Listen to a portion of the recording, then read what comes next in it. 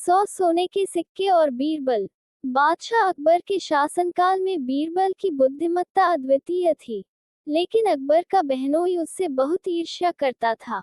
उन्होंने बादशाह से बीरबल की सेवाएं समाप्त करने और उसे अपने स्थान पर नियुक्त करने के लिए कहा।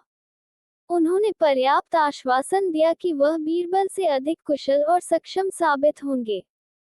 इससे पहले कि अकबर इस मामले पर कोई निर्णय लेते, ये खबर बीरबल तक पहुंच गई। बीरबल ने इस्तीफा दे दिया और चले गए। बीरबल के स्थान पर अकबर के बहनोई को मंत्री बनाया गया। अकबर ने नए मंत्री का परीक्षण करने का निर्णय लिया। उसने उसे 300 सोने के सिक्के दिए और कहा, इन सोने के सिक्कों को इस तरह खर्च करो कि मुझे इस जीवन में 100 सोने के सिक्के मिले, 100 सोने के सिक्के दूसरी दुनिया में और अन्य 100 सोने के सिक्के न यहाँ और न ही वहाँ। मंत्री को पूरी स्थिति भ्रम और निराशा की भूल भुलैया जैसी लगी। उसने इस चिंता में रातों की नींद हराम कर दी कि वह खुद को इस झंझट से कैसे बाहर निकालेगा। गोल गोल सोचने से वह पागल हो रहा था। आखिरकार अपनी पत्नी की सलाह पर उन्होंने बीरबल से मदद मांगी। बीरबल ने कहा, बस मुझे सोने के सिक्के दे दो, मैं बाकी सब संभाल लूंगा। बीरबल हाथ में सोने के सिक्कों की थैली पकड़कर शहर की सड़कों पर चलते रहे।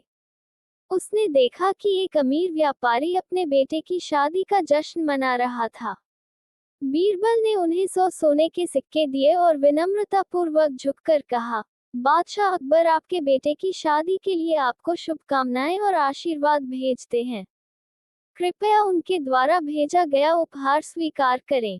व्यापारी को ये जानकर सम्मानित महसूस हुआ कि राजा ने इतने कीमती उपहार के साथ एक विशेष दूत भेजा है। उन्होंने बीरबल का सम्मान किया और उन्हें राजा के बदले में उपहार के रूप में बड़ी संख्या में महंगे उपहार और सोने के सिक्कों का एक थैला दिया। इसके बाद बीरबल शहर के उस इलाके में गए जहां गरीब लोग रहते थे। वहां उसने 100 सोने के सिक्कों के बदले में भोजन और कपड़े खरीदे और उन्हें सम्राट के नाम पर वितरित किया। जब वह शहर वापस आए तो उन्होंने संगीत और नृत्य का एक संगीत कार्यक्रम आयोजित किया। उसने इस पर 100 स्वर्ण मुद्राएं खर्च की। अगले दिन बीरबल ने अकबर के दरबार में प्रवेश किया और घोषणा की कि उसने वह सब कुछ किया है जो राजा ने उसके बहनोई को करने के लिए कहा था। सम्राट जानना चाहता था कि उसने ये कैसे किया। बीरबल ने सभी घटनाओं का क्रम दोहराया और फिर कहा, जो धन मैंने व्यापारी को उसके बेटे की शादी के लिए दिया था, वह तुम्हें इस धरती पर रहते हुए वापस मिल गया है। जो पैसा मैंने गरीबों के लिए भोजन और कपड़े खरीदने पर खर्च किया, वह तुम्हें दूसरी दुनिया में मिलेगा। मैंने म्यूजिकल कॉन्सर्ट पर जो पैसा खर्च किया, वह तुम्हें न यहाँ मिलेगा न वहाँ मिलेगा। अकबर के बहनोई को